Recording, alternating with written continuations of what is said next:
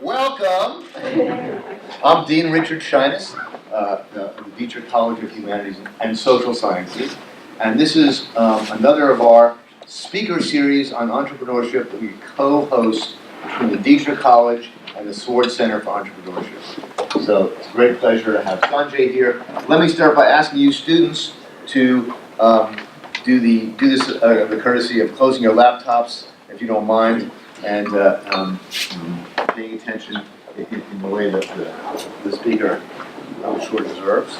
So, Sanjay has had an amazing career, and I get this fun thing I get to do by being a dean and going out and meeting our alums and finding out that they're more smart and more successful than I'll ever be.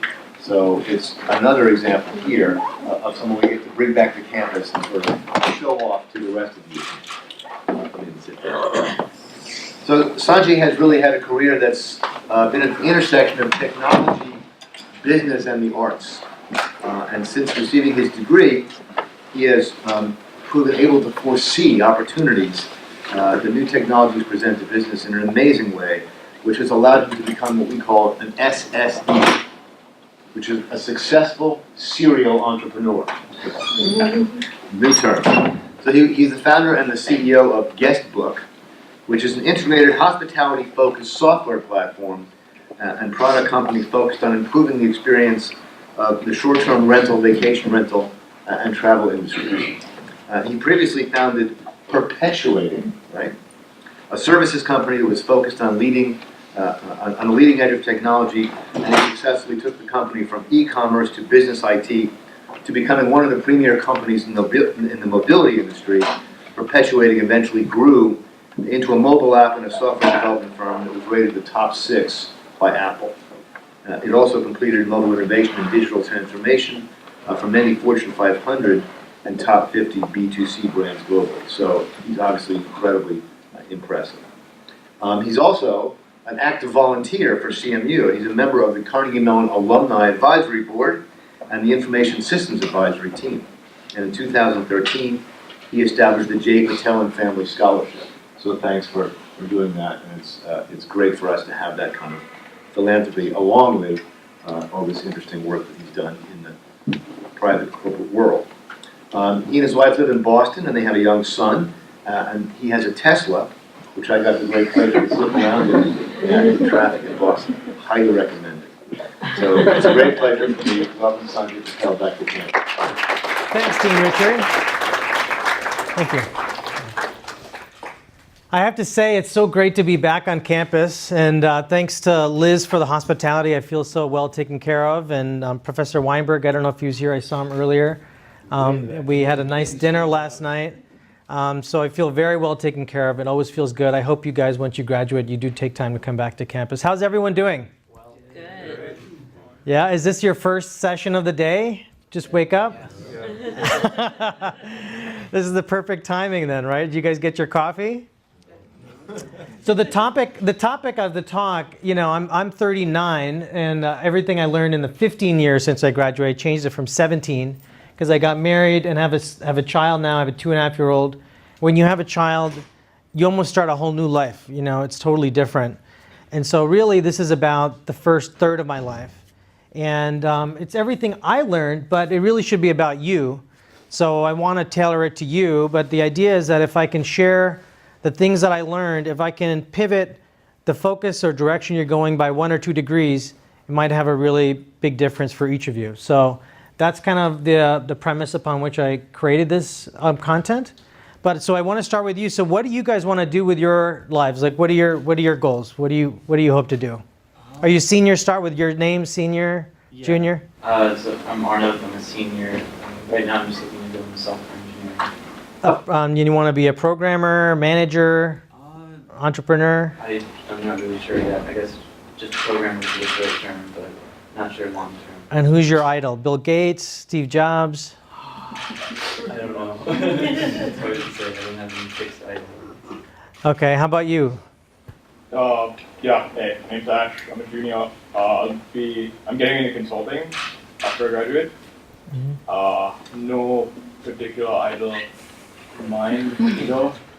I'm really surprised. No idol? Like, you know, Elon Musk, there you go. Elon Musk, so what do you want to do when you graduate? Want to do everything. Yeah.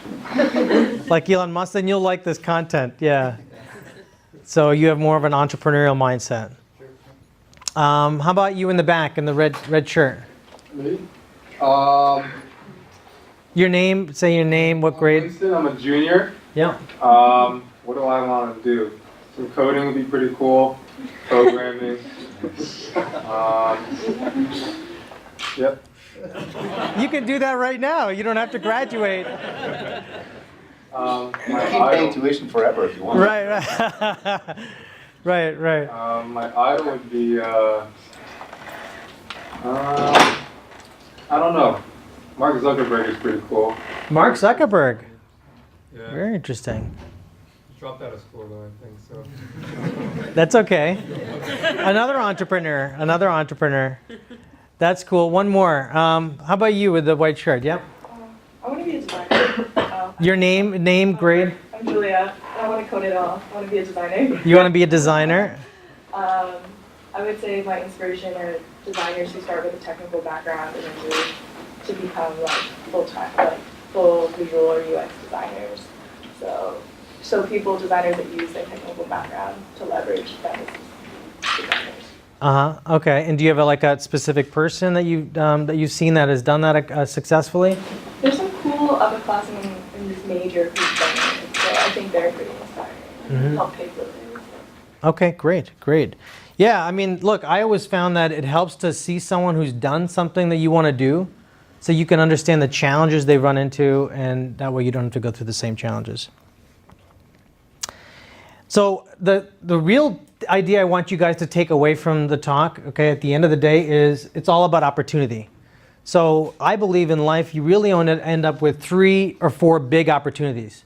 So how can you position your life and lifestyle to be in a place where when you get that opportunity across your desk, you can jump on it? So maybe that opportunity is going to come right when you graduate. Maybe it's going to come 10 years down the road. Maybe it's 20 years after that. How can you make sure that you're well positioned? And a big part of that is flexibility. So if you have a full-time job and you're working a lot and you have a lot of debt or you're spending a lot of money, whatever you make, and then a new opportunity comes across your desk, you may be like, oh, I'm so tired and so busy. I don't have time to really go to this extra interview. I don't have time to go to Google and do some research about this opportunity. And that opportunity will be gone. So I believe that you really only get a few really amazing opportunities, and that everything you do should be about making sure that when they come that you can take advantage of them.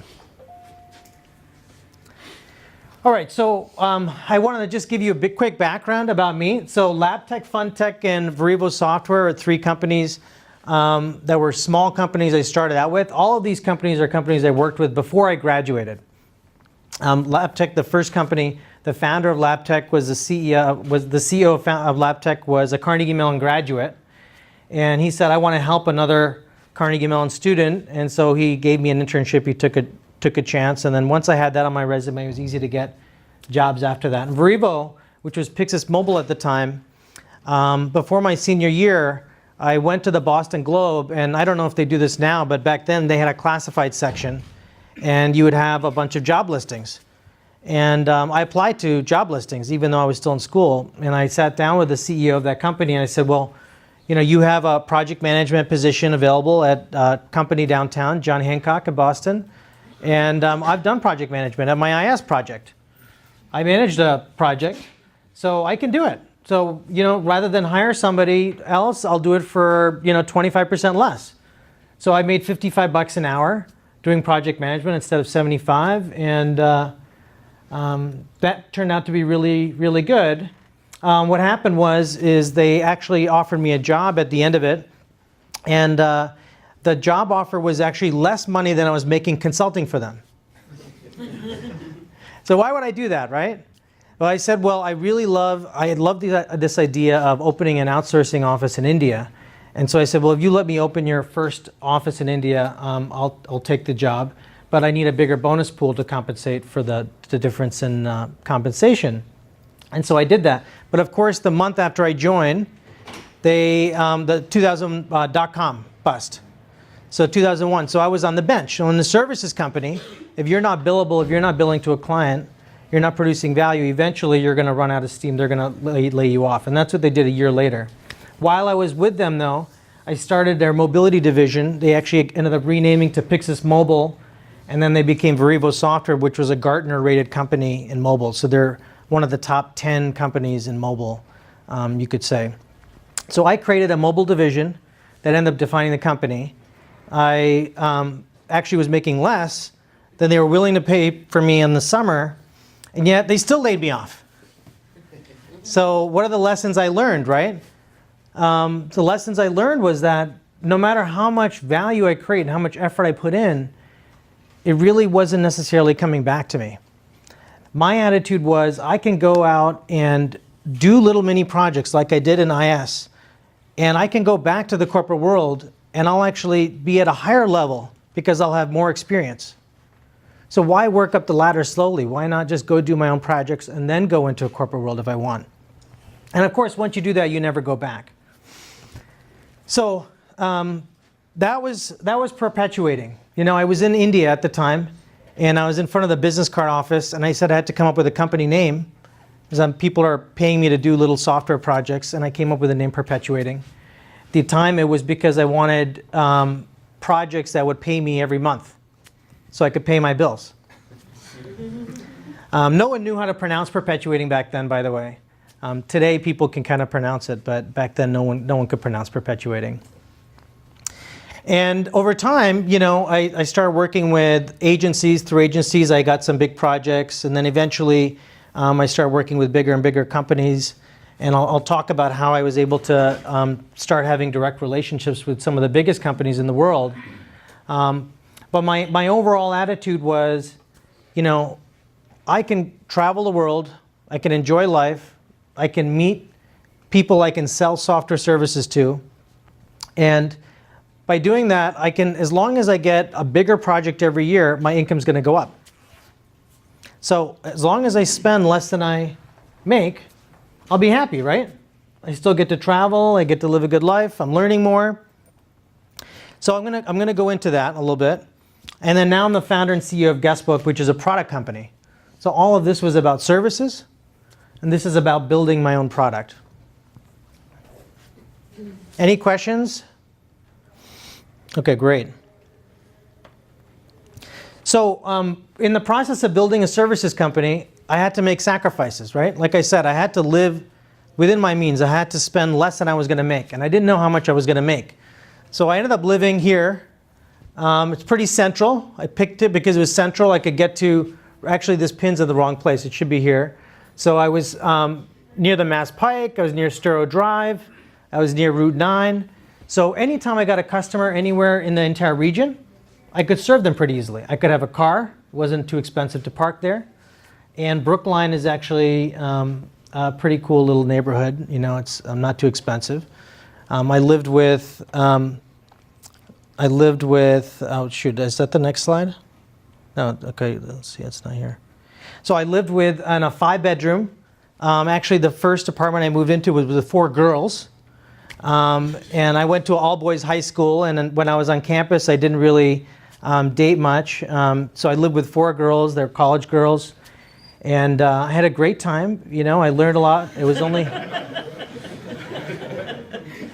It's only $600 a month, right? $3,000 total. And then I couldn't afford to pay for a parking spot, so I'd park the Jeep on the sidewalk, and I'd get parking tickets. And then if I got a client that paid enough, I would pay off the parking ticket. Sometimes I would be able to pay them before I got towed, and sometimes I didn't.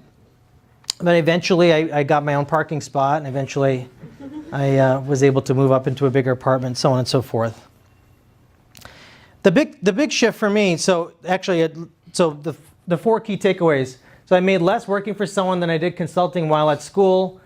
I thought I can learn about life, enjoy freedom, and if I wait for that one large opportunity, when that large opportunity comes, it outweighs any of the opportunity costs that I lost by not having a higher salary all those years. That was sort of the theory. And travel really enabled me to accomplish all my goals, right? Because I could meet lots of clients. I could go to San Francisco, I could go to New York, I could go to London, I could meet executives, I could go to networking events.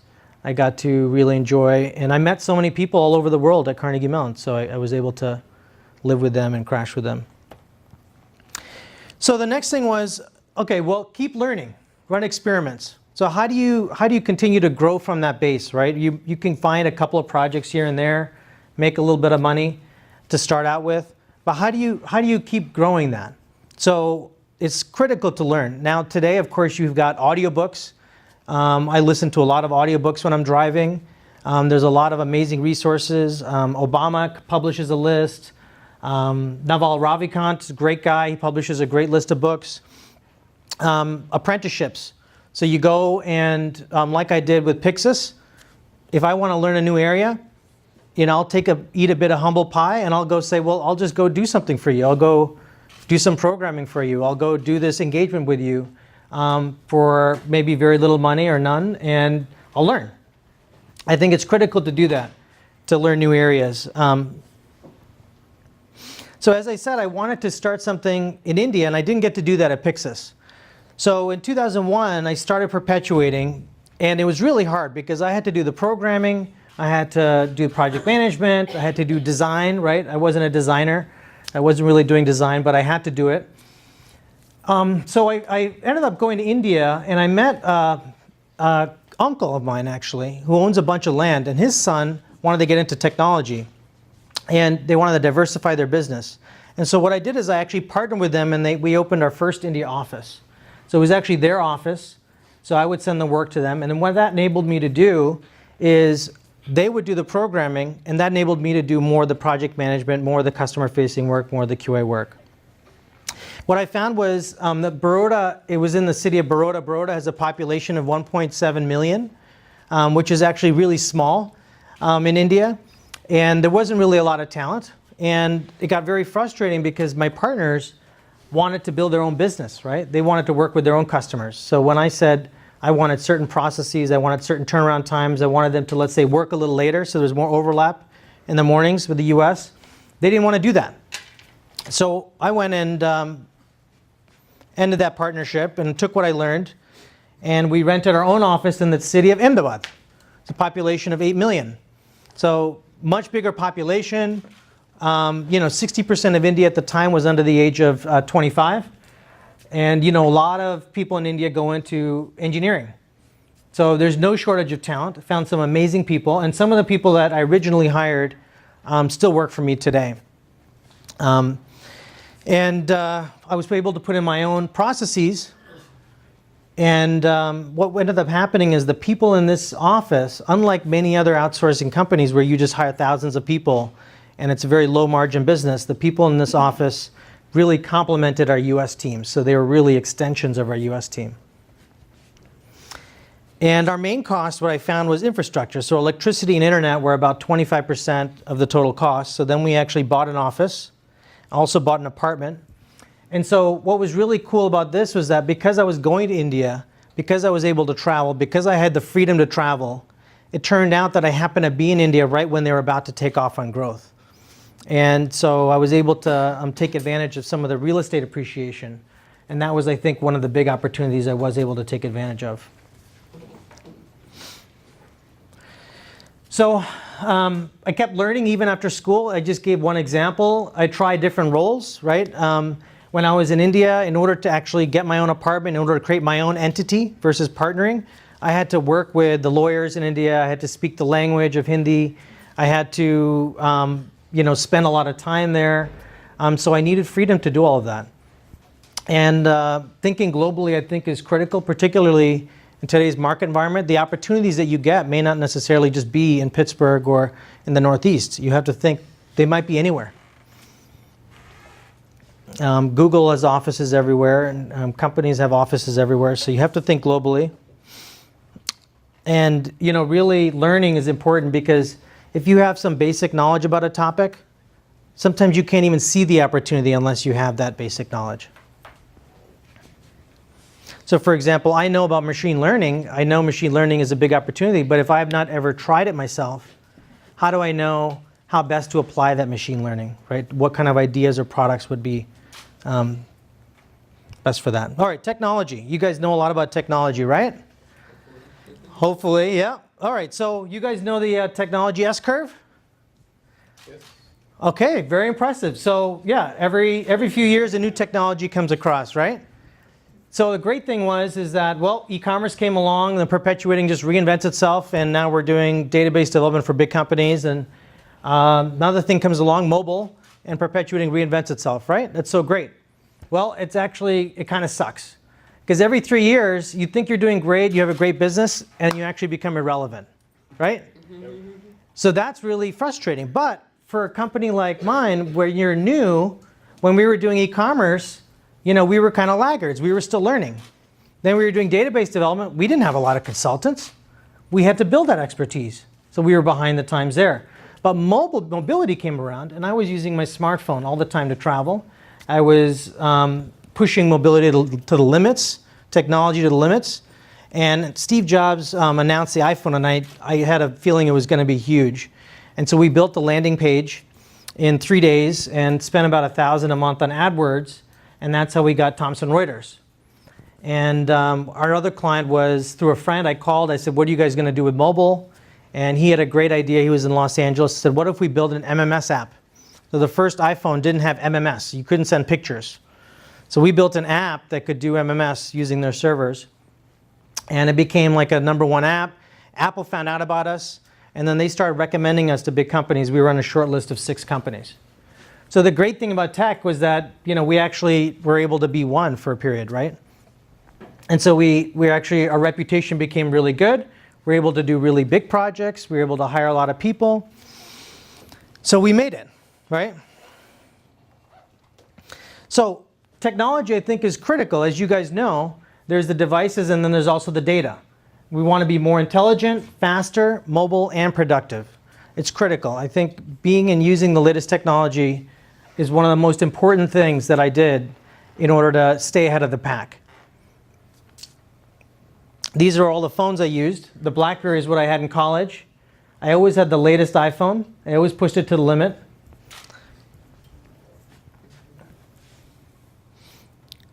This is my car, as the dean mentioned, right? Why is this important? How can I justify this expense, right? If I want to live below my means, how can I justify this expense? Well, it's self-driving. So now, whenever I can take an opportunity anywhere in New England, and I can double the amount of distance I can travel before feeling tired. It's going to be painful going down to the Model 3, right? Because that'll also have self-driving. So time is really important. A lot of time is wasted on work about work, right? So this presentation, I might have the content in my head. I might even be able to write the content down, but the formatting of the presentation takes a lot of time. That's not necessarily value-added activity.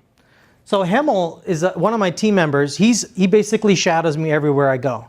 So when I'm doing real estate activities, when I'm working with clients, agendas, status reports, presentation formatting. So he helps me optimize my time. So I'm not spending time doing work about work. Critical aspect. Doesn't cost a lot, but it's critical. But again, all of this is leveraged on top of technology, right? If I don't have the right technology, if he doesn't have the right technology, he's probably one of the few people in Ahmedabad that has an iPhone 8, right? So he has the best technology he can to be able to support what I do. He's also a designer. So whenever I have a conceptual idea, he can actually quickly mock it up. And I can show it to people and say, hey, what do you think of this? If I'm running into a meeting, he can conceptualize a concept right before that meeting in like 2 hours.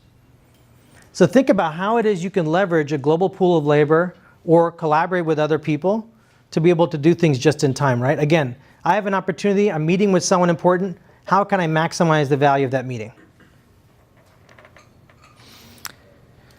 So again, double down on being opportunistic. Double down on freedom, travel 3 to 4 months of the year. I always believe travel is good, especially while you're not married, or don't have kids, rather. And communication becomes much more important when thinking globally, right? And then leverage data. So Hemel will produce reports for me, on a regular basis. He crunches the data, looks at all the data about our products, about my real estate, and he gives me the reports, and I can make decisions based on those reports. All right, next one, invest. So I believe that you've got to invest. What does that mean, right? That means when you buy something, you don't want to buy something that's not an investment. It's something that's going to generate value down the road. Okay? So I buy this Apple Watch. It's lucky that I'm in technology, right? So I can buy an Apple Watch and justify it. But I buy the Apple Watch because it makes me more productive. So early on, when you're starting out, living below your means buys you more freedom, right? I mentioned that I didn't pay for that parking spot because that extra money I could put away bought me time, bought me freedom. I didn't need to take work I didn't want to take because that would take away from my ability to be opportunistic when the right opportunity came along. Let me ask, does everyone understand that concept? What do you think I mean by that when I mean be opportunistic and to have freedom? That you just need to you need to give yourself the freedom to be able to take opportunities when they come and not be bogged down by the things you don't want to actually be working on. Right, right. And where does freedom come from? Freedom comes from the choices you make. Who else can tell me where does freedom come from? Being flexible, yes. Having some spare cash. Yep, exactly. Yep. Anyone else? Spare time. Spare time. That's right. That's right. Excellent. Anyone else?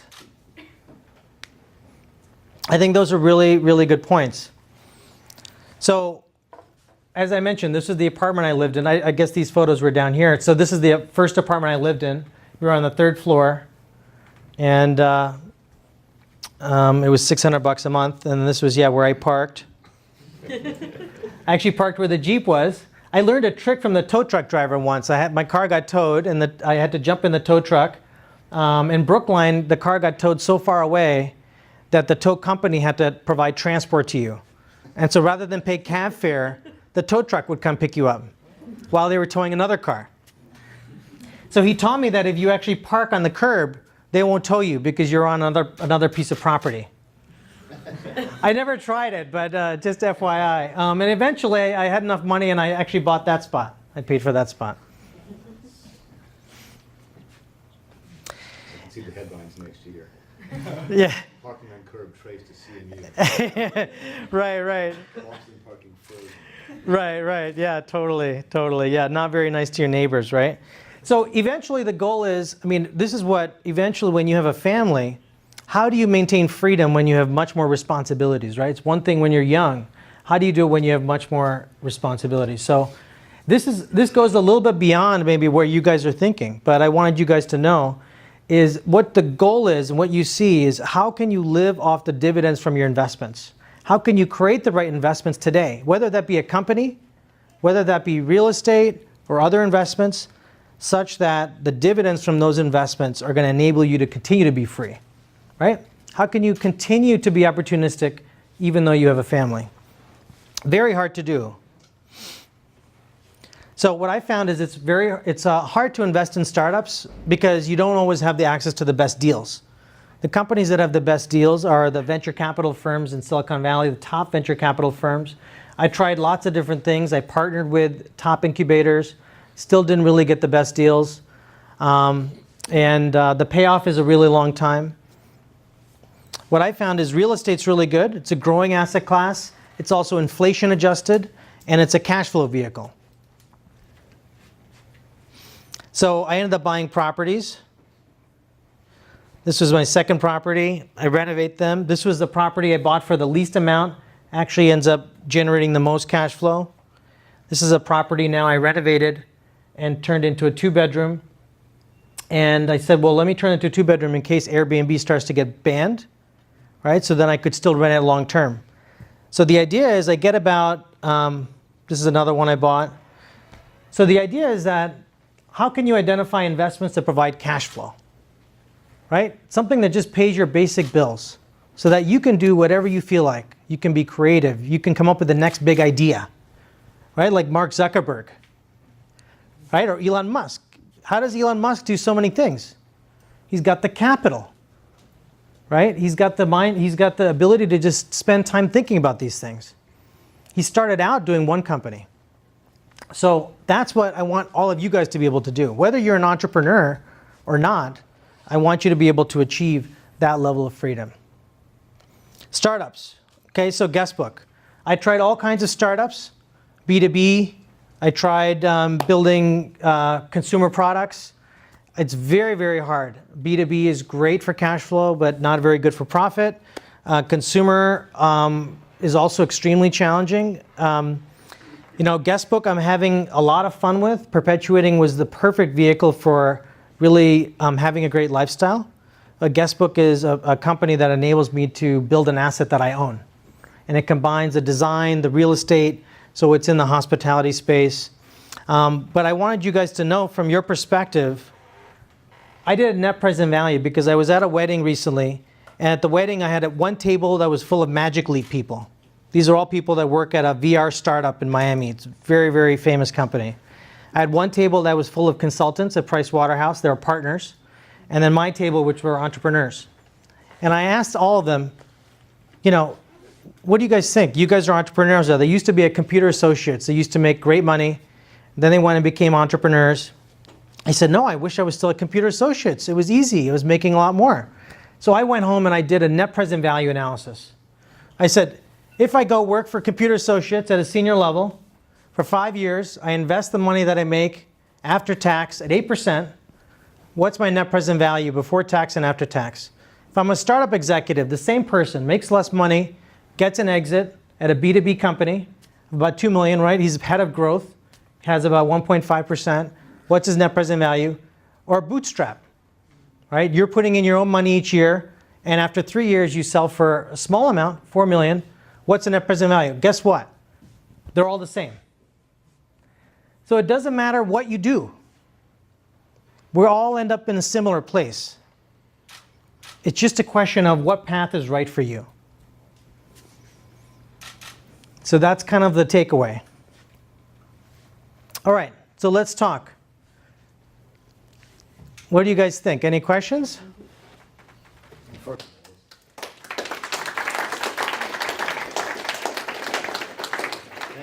Now let's talk. Yes, go ahead. Yeah, sure. So you talked about investing in real estate and how that gave you sort of space to do what you want to do. But my question is, how do you make a smart investment decision, which obviously takes a lot of time and thought, and it's almost like a full-time job, right? And at the same time, follow along with whatever else you want to do? Like, how do you, putting aside the time to make those kind of decisions, I guess that's my question. I didn't put aside the time to make the decisions. It was all built on top of what I had before. So I just happened to own an apartment, and in order to grow Perpetuating, I decided to move from Boston to New York because I thought I could work with bigger companies in New York. And then I had an extra apartment in Boston. And in Boston, the rent wouldn't pay for the mortgage. And I thought I might have to go back to Boston, and Airbnb happened to be emerging. So it was really more about taking advantage of the latest technology, the latest platform. So it wasn't necessarily about becoming an investor up front. Now that I've done 5 or 6 deals, I know how to analyze a real estate investment. Now that I own a software company in the real estate space, I'm helping other people try to make those decisions. I've done a lot of learning about real estate. So that's kind of how you tow yourself in. I didn't know about India. I didn't spend a lot of time evaluating from a textbook or on the internet whether India was going to be the right place to do business. In fact, I remember I met with the head of entrepreneurship over here at the Tepper School, and he suggested outsourcing was a mature industry, and it is. But it didn't mean that that wouldn't be right for me, right? So I had to go there. I had to explore it myself. It's more about learning. It's about meeting people. It's about having discussions. You had a question? Yeah. So, how did you get your initial sort of capital to start Perpetuating right out of college? George Bush. So when I got laid off, I had unemployment. So it was $1,600 a month back then, in Massachusetts, and then George Bush kept on extending it. So when I made money, I wouldn't get that check. And when I didn't make money, but $2,000 a month was pretty much enough to be just fine. So I only needed to make what, 400 times 12, 5,000 a year? That's not that much, right? Yeah, especially these days, and software is so much in demand. 20,000 is even not that much. You should be able to find a customer if you wanted to. You had a question? Yeah, so what are some of the biggest mistakes you have made as an entrepreneur? And would you have any advice to give to people, like how to avoid these maybe in the future? Oh, wow, yeah, so many mistakes. Because did you work in a big corporation before you built your startup? Because if not, how do you have the experience or the knowledge to have high probability of success when building your own startup? Are you referring to GuestBook or perpetuating? So perpetuating is a services organization. So the great thing about services is that you go to a customer and you say, well, what are your pain points? And you probably do this in your IS projects, right? That you go to your customer, and even though you might have a thesis of what you need to do, what the project's about, you have to go identify what those pain points are. So the services is a little bit actually easier from that perspective, as long as you're able to listen and able to deliver. Service is a lot easier. With GuestBook, it's extremely challenging because the pain points and who you're working with and the problems you're trying to solve are constantly evolving, and you have to move very quick. So you really have to hustle. It's a totally different thing. But I think that one of the big mistakes I made was, in managing people that worked with me. How do you handle difficult situations? I think I started my career and evolved it over time by just working with everyone so virtually. And for most people that worked really well. In fact, I found a niche that hiring people that have been homeschooled was actually really good. They generally like to be sole entrepreneurs and work virtually as contractors. Now, of course, everyone likes doing it. But some of those relationships didn't always end so well, right? If they work directly with my client, that wouldn't be a good thing, right? So if I spend so long waiting for the opportunity to find one big client and then one of my team members goes and works directly with them, that's a big problem.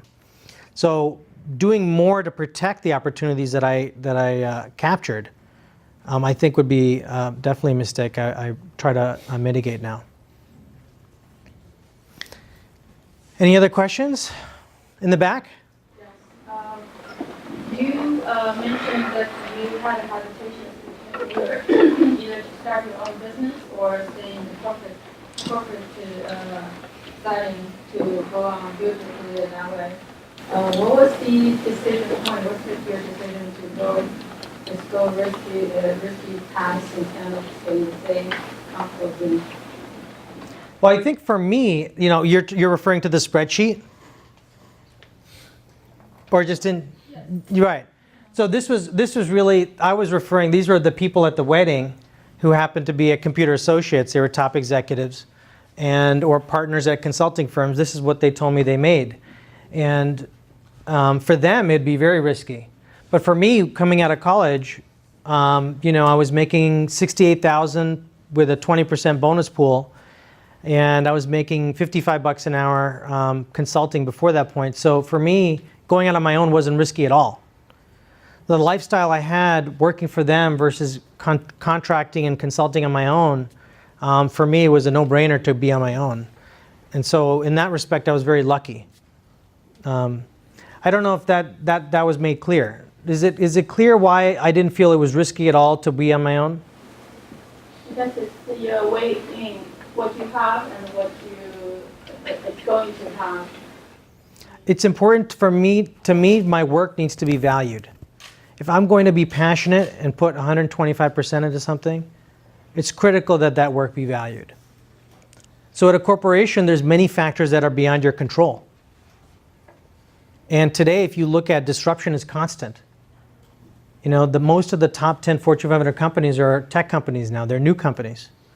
So if you thought you could go to an ADP or go to a Fortune 500 company of the yesteryear and actually have a career and be a lifer and make that salary forever, in my opinion, I think that's a big risk.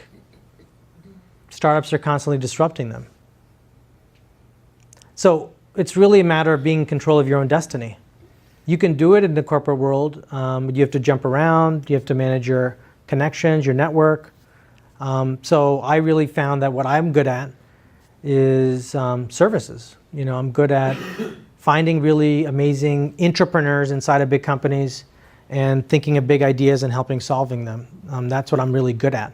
So some people may be really good at operating inside of an organization, working politically, or if you're in Silicon Valley, jumping around from company to company as an executive. I didn't really want to do that. I wanted to travel the world.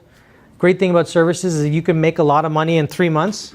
The rest of the 9 months, you can spend time working on a product, or spend time networking, spend time doing whatever you want. You talked a lot about being ready when opportunity comes to your table to take it. But what about getting an opportunity in the first place? Like, how do you expose yourself to many opportunities? What are some of the tips that you do? That's a great question. That's a great question. So definitely, I think I mentioned some of them. So learning. So starting to somehow grab the seeds of initial knowledge in new topic areas, which you can do by reading, by attending classes. You could sneak into classes here, or you can, I used to pay for classes at Harvard when I was in Boston. Yeah. No, I mean, so, you can do learning, I think is really a good one. Having conversations. So being aware of new technologies, going to meetups about new technologies and seeing how people think about them, seeing what you think, trying downloading the SDK, trying it out, seeing whether you like it, what do you not like about it. I like more visual programming. I like something that ends up with a visual, so I like mobile programming. I'm not as big into algorithms, so I know what my strengths or weaknesses are. So when I do data science, I'm like, well, am I more on the Tableau side? Or am I more on the, Hadoop side? Which side of the stack am I really on? So then what happens is you start meeting people and you meet startups and maybe you get involved in a startup. Or another good thing is Carnegie Mellon, your alum network. Call up a couple people and say, hey, do you guys want to do a project? If you want to do a services, hey, do you want to do a project in data science? $500, $1,000. Once you do one, no one else has done it yet, right? It's a brand new technology. If you can be ahead of that curve, you're going to be able to build a business. I just read an article about these Stanford kids. They are charging $50,000 a pop to do data science projects. They have 3 Stanford kids. They're known. They got put into a newspaper article, right? So they just happen to be first. They just happen to be out there and go to all the big companies and get the projects. You've got the best network. Carnegie Mellon is the best network. There are Carnegie Mellon alums in every single company. So you have a captive base of customers. Yeah. With exposure to so many different industries over your career, are there any major ethical dilemmas that you've sort of run into during your career where you've had to anything regarding maybe outsourcing or questionable sale of data, stuff like that? Yes. Well, one of my first customers, my best friend at the time, he and I played squash a lot. We both had the same first customer. That's how we met. That customer was really, really ruthless with regards to payment. So if you don't get paid by the customer, should you pay your contractor? That's an interesting ethical dilemma. So I had to decide where I stood on that, I ended up always, no matter what, I always pay the contractors, irregardless. Especially now with Fortune 500 companies, we don't get paid for 120 days. We always pay our contractors within 2 weeks. In India, you have to take particular precautions. Again, working with big companies, how do you make sure that their data is secure? So yeah, we do have strict policies. We have secure access, clock in, clock out. We do have a lot of things around that. And in some cases, we don't use our India resources for certain clients where things are really critical. Yeah. I had 2 questions. One, what are some of the things you took away from the IS program? I know you briefly mentioned project management, but maybe what are some of the other things you took away from the IS program? And the second question I had is, what high school did you go to? I'll answer the second one first. I went to 7 different schools throughout we moved around a lot, but I went to Tantasco Regional High School in Sturbridge for 2 years. And then the last 2 years I went to St. John's High School in Shrewsbury. That's where you went? Oh, nice. It's a great school, really amazing. Yeah, yeah. All boys though. All boys, yeah. Yeah. Yeah, and what was the first question? What are some of the things you took away from the IS program? Like You know, definitely, obviously, being able to get that experience, obviously, as you mentioned. But I think one of the most critical and biggest assets the IS department has is the fact that you can get a multidisciplinary education. It's one of the reasons I chose Carnegie Mellon. And that's critical. If you look at the projects we do when we go into a company, they're asking us to bring in business people, domain experts, designers, consultants, analysts, business strategists, and we're all working to create the best experience. And so I think that experience of working with many different disciplines really makes a lot of sense today, you know, and positions you well for any number of types of projects, whether it be product or services. Other than that, I think the IS department in particular, I think the culture, Professor Weinberg mentioned this yesterday to me, that the size of the department's approximately the same as when I was here. I think the culture is really nice, that you feel a real kinship. And I think that's really important, is that when you're going through, everything's a cloud, right? I mean, who am I going to marry? What kind of business? What's my future? Everything's a cloud, right? You don't really know what's in the future. And I think it's really nice to be able to have people you can trust to talk to. So I would always just walk in and see Professor Weinberg in his office, or, everyone seems really accessible. And anytime any of you want to iMessage me or email me, you can do that. I have no problem.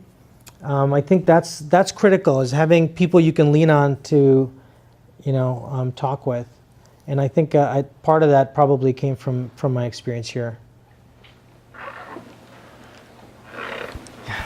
So I have a quick question about something that you refer to lots of times and we hear all the time now, which is you have to continue to learn, right? You can't stop learning when you're coming out of Carnegie Mellon.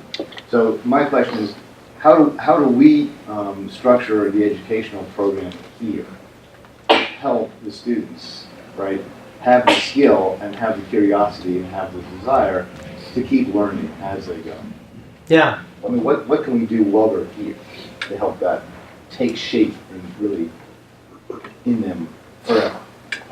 Because, I mean, we hear that from everybody now, that you can't just go out into a company, right, with a set of skills you might learn here and then use those skills for 15, 20, 30 years. It's just not going to happen. You're going to have to readjust, learn new things, learn new roles, etc. Wow, you asked the hardest questions. No, I think it's a really good, if you think about where does that really come from, one is definitely, you can talk about problem-solving based learning. So I see a problem, and then I'm going to learn about different ways that I could solve that problem. That's definitely one thing, and you already do that. You present students with a project. I think curiosity, is really the critical aspect of learning. I kind of get these itches on the back of my neck. I'm like, that machine learning thing is kind of really interesting, and so how do I take that itch and actually translate it into action? So I think something that we could do to help people know some tools or techniques to take those things they're curious about and actually learn about them, I think would be good. Good thing that I do, so if you have meetups, so if on campus, if we have meetups about new technologies, new areas, or you could reward people that actually have, pursued some learning and have them present, like just hold a session. And so anyone else that wants to learn about a similar topic, so if you could reward them somehow. Yeah. So I think those are good. Those are definitely good things. There's a lot of work in the private sector, so a lot of training in the private sector that happens. So retraining and apprenticeships are critical for people's career growth. So there's training courses that already exist. How can you take those in the private sector and bring them here? That's another option. Yep. For those of us that don't necessarily want to go into programming or software engineering, say consultant or entrepreneurship or design, how important do you think a technical background is, and how much of a technical background do you think we should have? Well, you know, I graduated IS, but I started out in computer science, and so I'm a little biased. I do think that having a programming background is important. If you look at salaries adjusted for inflation over time, I always wondered, why is it that programming has not really gone down over time, whereas most other professions have gone down over time, from what I've seen. My theory is because every line of code you write becomes more valuable because the chips are getting faster. So you can write the same line of code, but it's now more valuable. I think, yeah, it's important to create value, you know, and so I think programming, at least right now, is an incredible way to create value. So if you're going to create a business that provides services in programming, or a product that involves programming, I think, for example, on the product side, it's extremely hard to run product if you don't really understand the technology. I've had people try to run my product companies, and they're not technical, and they fail every single time. So I think that's a big challenge. And you know, in an environment where software is eating more and more industries, right? You know, you want to be the person running product, ideally, you know. But you know, there's nothing wrong with not being a designer. And she mentioned the idea of being a designer who started out in tech. I think that's brilliant.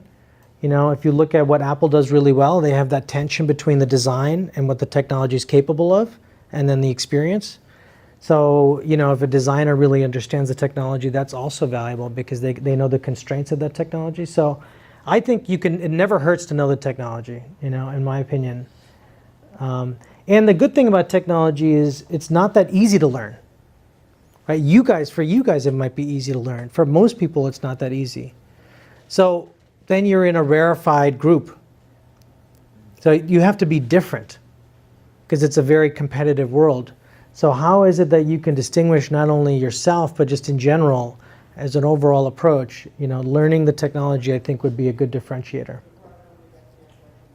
Well, let's thank Sanjay again. Thanks, guys.